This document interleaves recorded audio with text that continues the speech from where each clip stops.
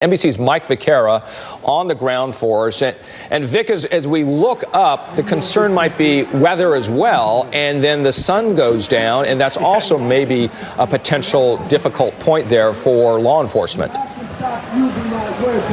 Right. It also may serve to disperse the crowd earlier and more peacefully than might otherwise have happened. Although I got to tell you, if there's going to be violence here, if there's going to be confrontation, they've got a lot to overcome on both sides of this. Richard, we are standing right now in the quadrant that was reserved by the park police for Jason Kessler, the leader of this so-called white nationalist movement, and the speech here on the day, the 1 year to the day anniversary of the killing of Heather Heyer and those protests and confrontations that were so disturbing in Charlottesville. I'm going to flip the script, though. I'm not going to turn the camera on Jason Kessler. I'm going to turn the camera on these folks.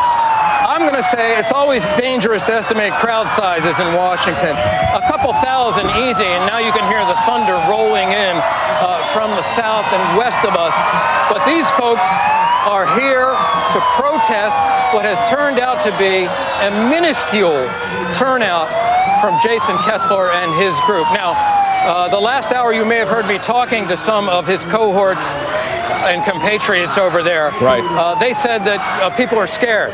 They don't want to come out here and show their faces. And in fact, many of them have their faces turned. I'm just going to walk you around here, covered rather. Over here you see some park police who have horses held in reserve and ready to deploy. To your left, Peter, you can see one of the individuals over here, two of them actually with Jason Kessler, one of them with his face covered. And walking further south, you see Jason Kessler. The rally wasn't, as you pointed out, the rally wasn't supposed to start until 5:30. They started way ahead of time, just across from the White House. Much more press than there are adherents to Jason Kessler and his group. Richard.